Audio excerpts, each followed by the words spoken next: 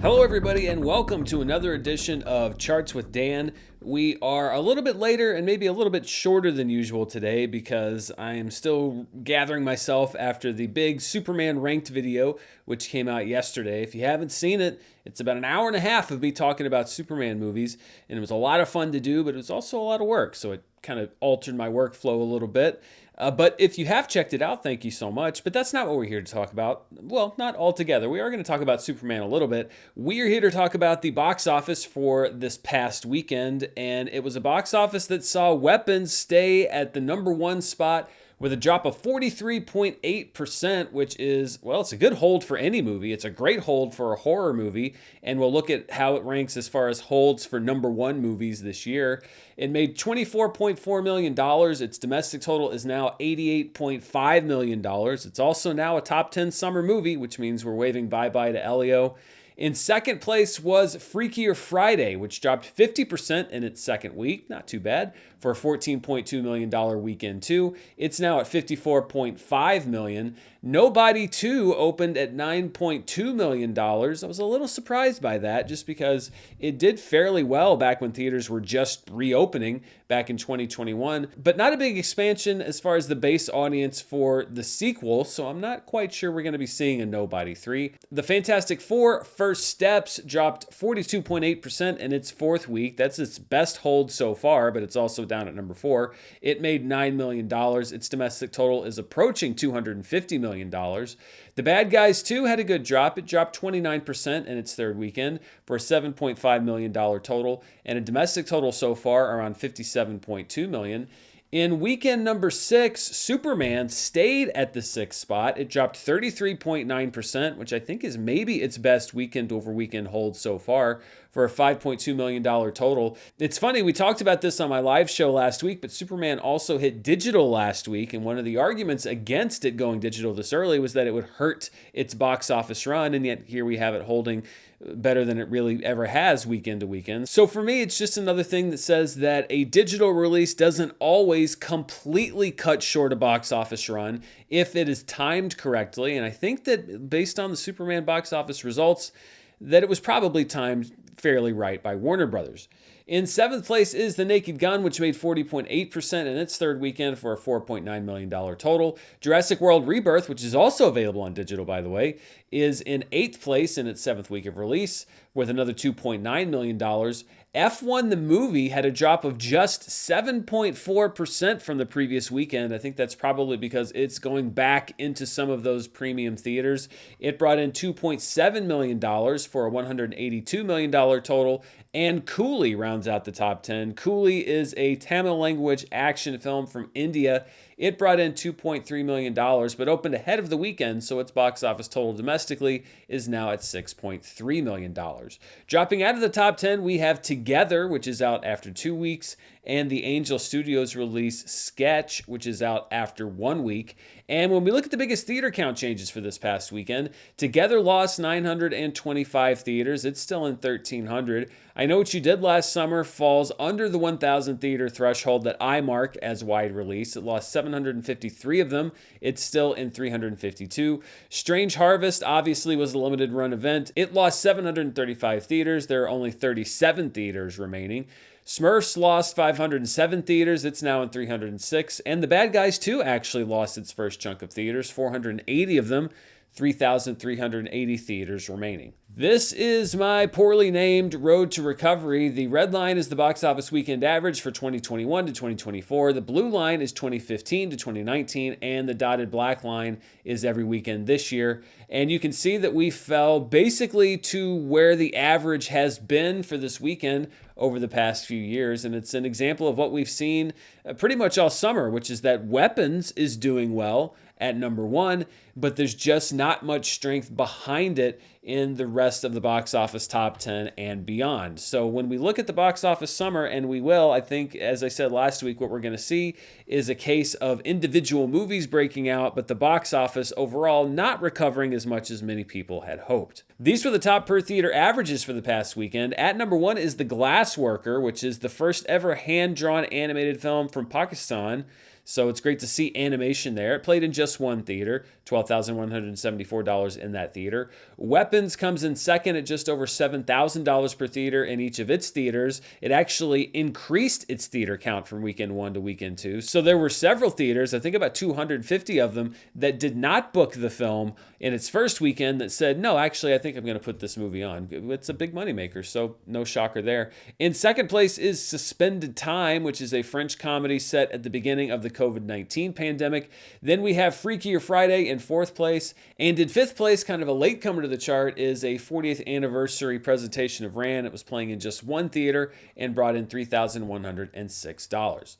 Looking at the top films in limited release, which I define as 1,000 theaters or fewer, at number one was Coolie, which brought in $2.36 million, followed by another film from India, War 2, which brought in $1.6 million in 718 theaters. War 2 is the latest in the YRF Spy Universe series. It's a Hindi language action movie from director Ayan Mukherjee, who also directed Brahmastra Part 1. In third place is Dead to Rights, which has been doing very well in China. It had a smaller release here domestically, unknown number of theaters, but it brought in $728,000. In fourth place is East of Wall, which premiered at Sundance earlier this year. It played in 626 theaters and brought in a little less than $375,000.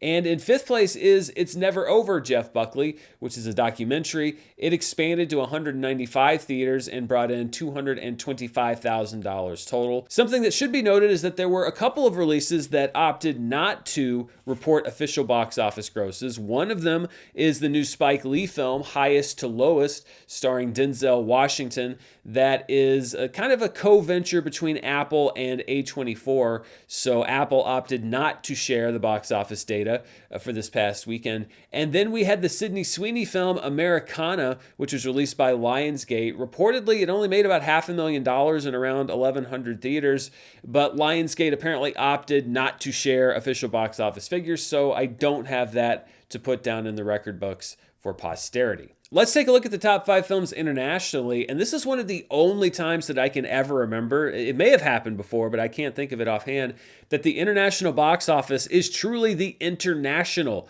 box office, because there is not one Hollywood film in the international top 5. At number 1 is Nobody, the animated film from China, which had a great hold weekend over weekend. It dropped just 8.7% to bring in another $32 million. Demon Slayer Infinity Castle expanded into some additional markets and almost took the number 1 spot. It brought in $31.3 million as we approach its release here in the United States in about a month, a little less than a month. Coolie brought in $25.2 million internationally. Dead to Rights still playing strong in China. It dropped 45.4%, but it's still at $22.6 million. And in fifth place is a movie called The Shadow's Edge, which is a Hong Kong action film starring Jackie Chan as a retired police officer brought back into action to track down a thief played by Tony Leung. It made $20.3 million. When you take those international numbers, you combine them with our domestic numbers, we get our top 5 films worldwide. And due to the strength of its domestic performance, Weapons remains the top grossing film in the world at $42.8 million. It dropped just 39.6% from the previous weekend. Its global gross is now approaching $150 million, and it was not a very highly budgeted film. So it's going to be a very lucrative enterprise, and that's good because I think it's great to see an original film doing well. Nobody's in second at $32 million. Its worldwide total is now at $137.2 million. Demon Slayer Infinity Castle comes in third place. Its worldwide total already is approaching $200 million with many major markets left to go. Coolie brought in $27.5 million to come in fourth place, and Freakier Friday rounds out the top 5. It dropped 46.5% from last weekend globally with $23.5 million. It's now at $86.3 million worldwide. So I want to talk a little bit about Weapons and how it did in its second weekend, and it had one of the best holds this year for a movie that opened at number 1. These are the best week 2 holds for a number 1 opener in 2025, and I decided to specify number 1 because when you're at the top of the box office, you have a little bit further to fall or better to hold. So these were just movies that opened in the top spot. Sinners, of course, had the best week 2 hold for a number 1 opener this year with a 4.8% drop in its second weekend. But Weapons comes in second place. It's just the second movie that opened at number 1 this year to drop less than 50% in weekend number 2, followed by a Minecraft movie at 51.8%, and that one had a massive opening. So you have kind of the WB3 here at numbers 1, 2, and 3. And then you have some lower opening films from earlier in the year. A Working Man dropped 52.7% from its modest opening weekend. Same with Flight Risk, which opened back in January. It dropped 53.1%. This is the latest update on the MCU as the Fantastic Four First Steps really starts to wind down. I got a couple of these numbers wrong last week. You know, these charts have 37 numbers each on them. I think I got 2 wrong last week, but those were the ones I heard about.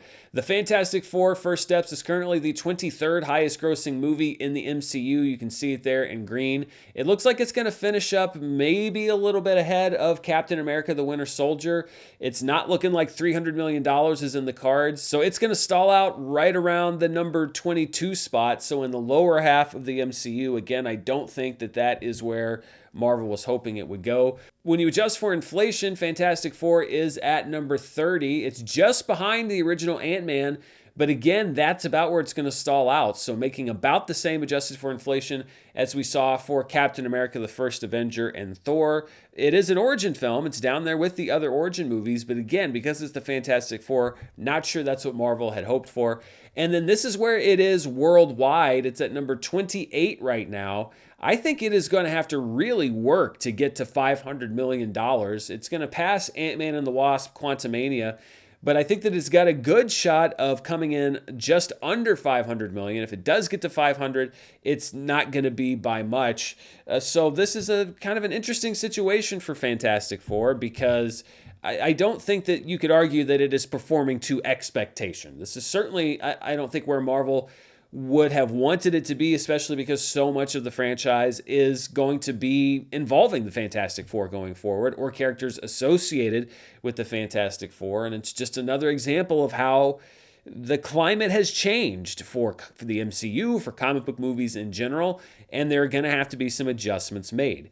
This is my profitability estimate for Fantastic Four. Again, I think I made a math error last week, and trust me, I heard about it. So I wanted to adjust the numbers to reflect the latest grosses and also to adjust for my math error. My work is there on the left as far as how much money I think is coming back from each individual market. Right now, it's at $469.4 million. I estimate a net of $230 million, which means that if you're looking at whether or not it's made its budget back theatrically, I'm going to say yes. If you're looking at whether it's made a theatrical profit, I'm going to say no. I have it about $94.9 million short right now of a theatrical profit. Again, that's probably going to be filled in or will be filled in by a lot of the ancillary income, but a lot of that income now is going to be going towards making up that theatrical shortfall, which is why I want to talk about theatrical profit specifically, because that income is nice when it's just pure profit, not as nice when you're having to make up for the fact that a movie underperformed. Superman, though, continues to rise when we look at the highest grossing DC films domestically. It is now in the top 5 at $340.8 million when you do not adjust for inflation. These are uninflation adjusted numbers. That bumps Joker and Aquaman down to numbers 6 and 7, with BVS, Suicide Squad, and Man of Steel making up the rest of the top 10. Of course, The Dark Knight, still the highest grossing DC film of all time domestically, followed by The Dark Knight Rises, Wonder Woman, and The Batman.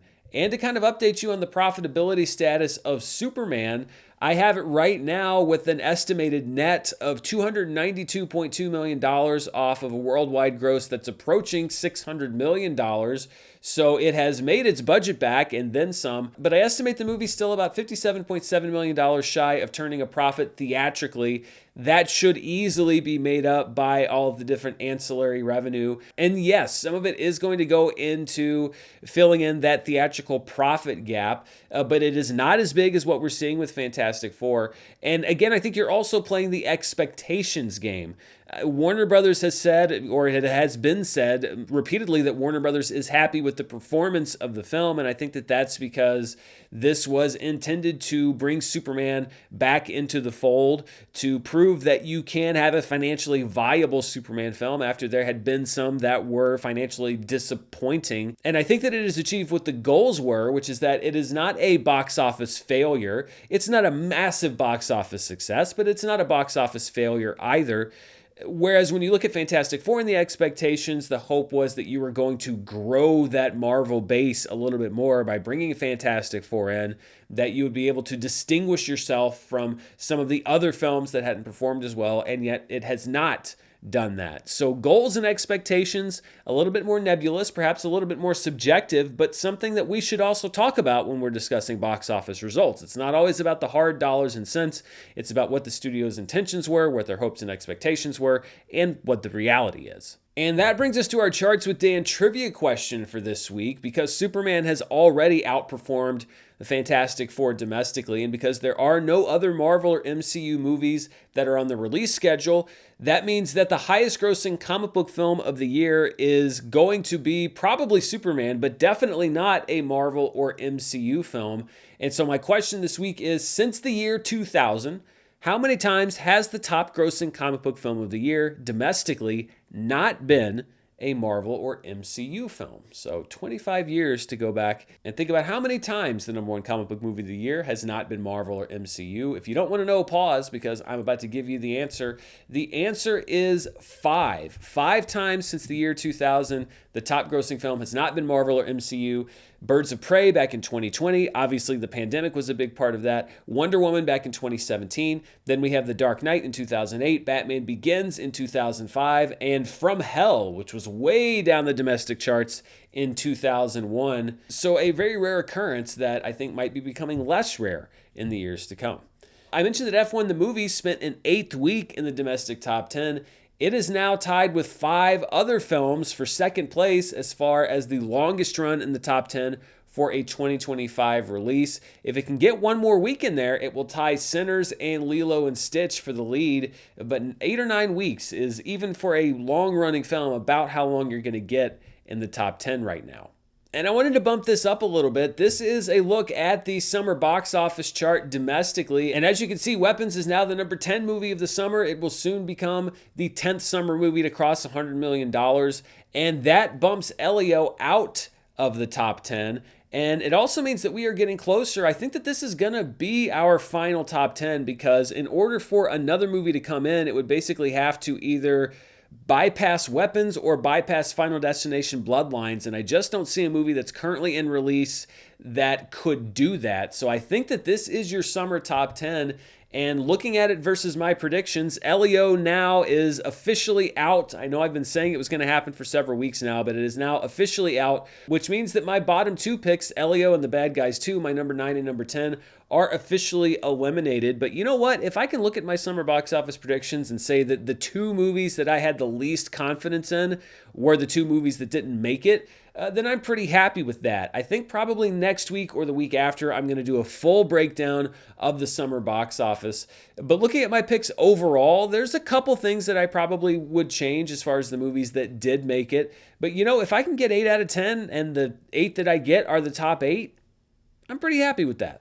And if you're a member here on the channel, as with every week, I have a member poll question for you to answer. The results will be presented here on the show next week. And that question is, what movie's underperformance this summer surprised you the most? I was going to make it a straight poll, but then I thought that there were too many options to just have a regular vote on these titles polls. So leave your pick in the comments of the member poll, which is live right now. Or, and I would stress this, if your favorite is already there, upvote your favorite instead of just commenting it again, because it makes it much harder for me to tally the results. The 5 picks with the most votes / comments will be revealed next week. And last week I asked, what your favorite WB release of the year so far was. And listen, I knew that Sinners was probably going to win this, but WB's also had a really strong slate. I didn't think it would be this dominant. Sinners won with 116 upvotes / comments. The second place film by a massive margin was Superman with 22. Then Weapons and F1 both had 11,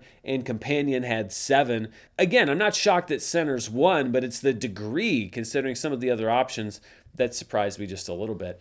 This is the 2025 domestic box office so far, and it looks like Lilo and Stitch is going to fall just short of its bid to upset a Minecraft movie and become the #1 movie of the year. It's going to miss out by about $2 million unless Disney can pull a rabbit out of their hat. Superman's still at number 3. It's now at $340.8 million, with Jurassic World in 4th place and Sinners in 5th place.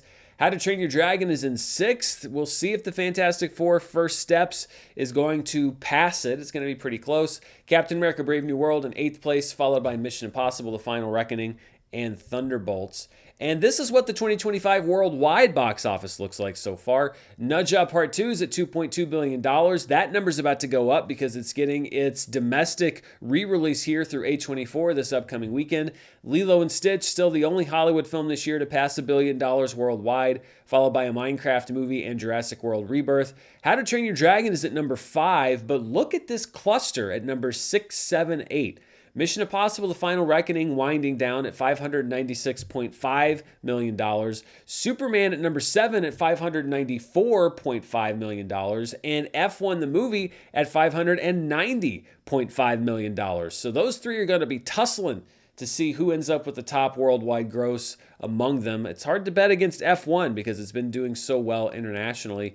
Detective Chinatown 1900 is at number 9, and The Fantastic Four First Steps is at number 10. And that's what's going on at the box office. Let's take a look now at the world of streaming, and we'll start with the latest numbers from Netflix. We'll be getting new ones later today. And the #1 program for August 4th through the 10th was the return of Wednesday. Wednesday Season 2 debuted to 49.99 million views in its first few days on Netflix. We'll be getting numbers later today to see how it did in its first full week of availability. A big number there, as expected. My Oxford Year came in 2nd place at 27.24 million views. That's a Netflix original movie. But in 3rd place, once again, staying almost flat from the previous weekend. The consistent viewership on this movie has been incredible. It's K-Pop Demon Hunters with another 25.85 million views. Happy Gilmore 2 comes in 4th with 14.7 million views. Then we had a resurgence of Wednesday Season 1. It was the 5th most ranked program on Netflix at 8.58 million views. Megamind comes in 6th place at 7.47 million views, followed by the Netflix original series Untamed. Then we had Unspeakable Sins Season 1, which is a series from Spain about a woman who embarks on an affair with a younger man and all the complications that ensue with that. The Hunting Wives Season 1 is at number 9, and the Netflix original series Beyond the Bar is at number 10. This is a South Korean series about a young lawyer starting at a high-powered law firm. These are the best weekly performances for a Netflix series so far this year. Squid Game Season 3's debut continues to be at number 1. It brought in 60.07 million views in its first week of release.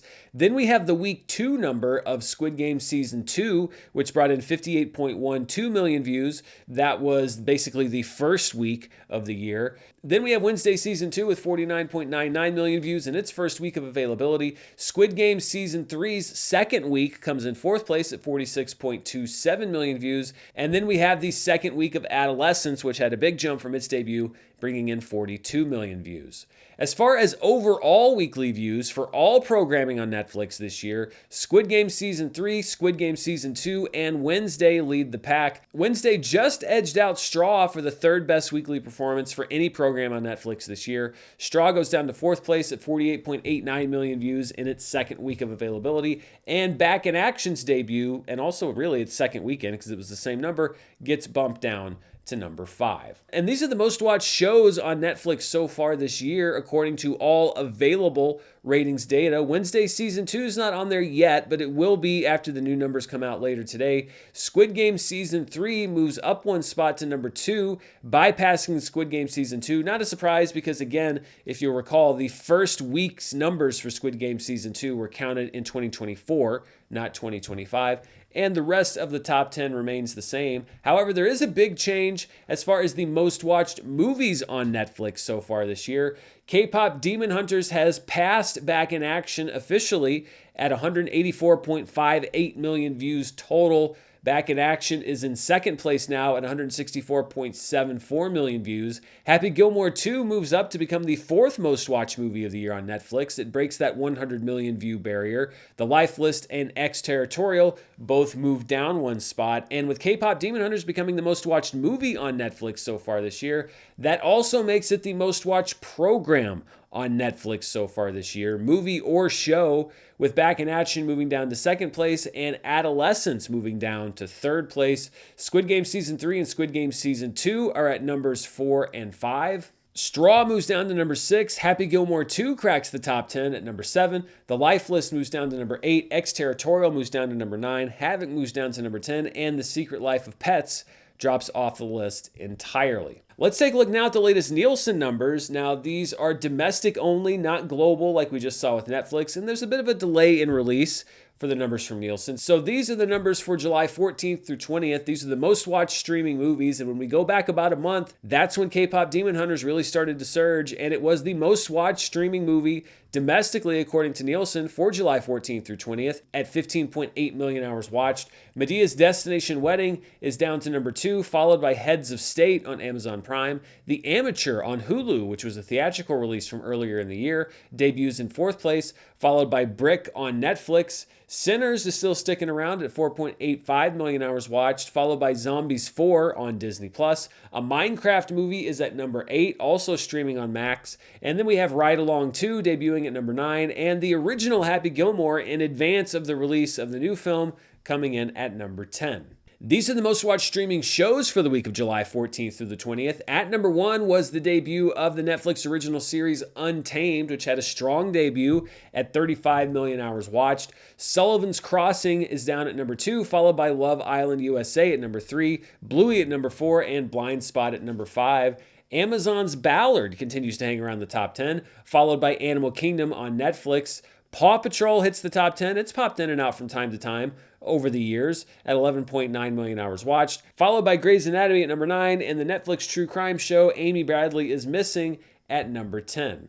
And when we look at the top debuts for a new streaming series this year, Untamed actually had the top number so far in 2025. It was able to best 0 days opening number at 30.4 million hours watched, with its 35.06 million hours watched in its first few days. Sirens gets bumped down to number 3, followed by The Residents and The Four Seasons. So Netflix dominating this chart, unsurprisingly, because they are the dominant streaming service.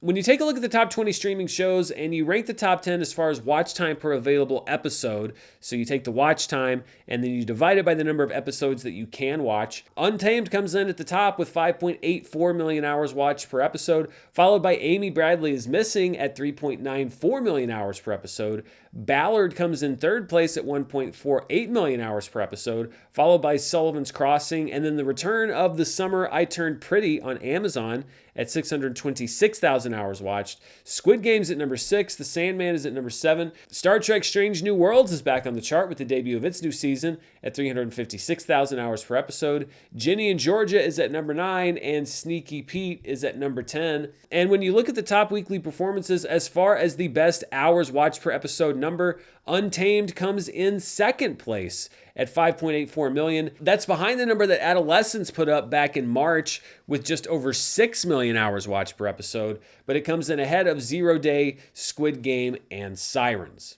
And those are the numbers that I've got for you here today. Before we go, though, I want to take a look at some things you might be interested in both at home and in theaters this upcoming week. First of all, as of today, there are a few summer movies that are available for you to watch digitally for sale or premium video on demand. Mission Impossible: The Final Reckoning is available on digital, a big theatrical window on that one. I'm guessing that was all Tom Cruise.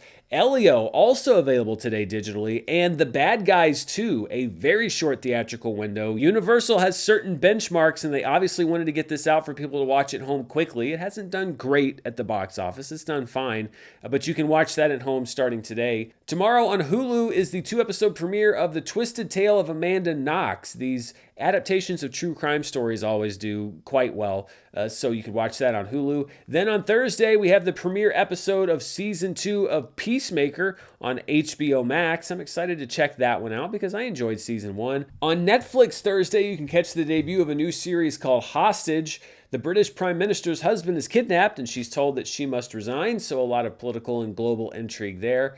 Then on Friday, there's not really one banner release, but there are a few interesting ones. First of all, Nudja 2 will be hitting theaters. A24 is distributing an English dubbed version of the highest grossing movie of 2025 worldwide. Michelle Yeoh leads the English voice cast for Nudja 2. Honey Don't will also be hitting theaters. Margaret Qualley plays a private investigator, and Chris Evans plays a shady preacher in the latest film from Ethan Coen, writing again with his wife Trisha Cook. Aubrey Plaza is a co-star in that one.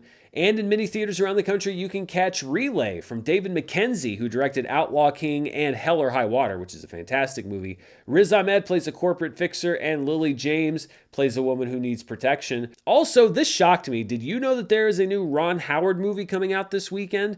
Well, there is. It's about a group of people who splinter off from society to form their own community on an island. It's based on a true story. And the cast in this movie, Jude Law, Ana de Armas, Vanessa Kirby, Daniel Bruhl, Sydney Sweeney, and yet I had no idea that this was even coming out. It is being distributed in the US by Vertical, so that might be part of it. They don't necessarily always do a great job with major releases. This is one of their biggest ones so far. In some countries, it's also available on Amazon Prime. There are a couple of comedies that are getting re-released in theaters, if you can find them. Trainwreck, starring Amy Schumer and Bill Hader, is returning to theaters to celebrate its 10th anniversary, and The 40-Year-Old Virgin is returning to theaters to celebrate its 20th anniversary, if you can believe it or not. So if it's playing near you and you like big screen comedy, you can go check out those movies again. In limited release, we have Splitsville, which is about a couple with an open marriage who intersects with a man whose wife asks for a divorce. Dakota Johnson and Adria Arjona co-star in that film. And in limited release, this movie looks very interesting. It's a film called Lurker. It's from writer-director Alex Russell, who's been a writer on shows like Beef and The Bear. He wrote the episode Forks, which is one of the best episodes of The Bear. And it's about a regular guy who gets pulled into the orbit of a famous musician who's played by Archie Madekwe.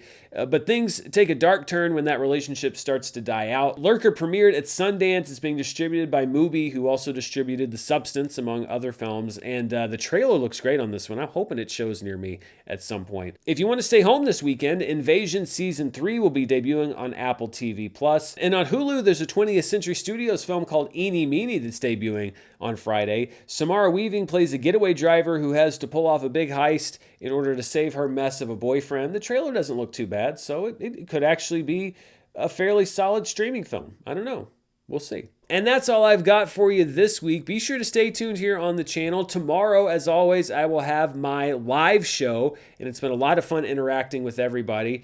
I try to go live at 4 p.m. Central Daylight Time as of right now. So if you haven't checked out the live show, you can check that out tomorrow. If you haven't seen my feature-length Superman ranked video, you can go check that out right now. It was a lot of time and a lot of work, but I'm also very happy with the final result. It was a lot of fun to do. But most of all, as always, thank you for watching this video. Until next time, stay safe, and I'll see you then. Bye.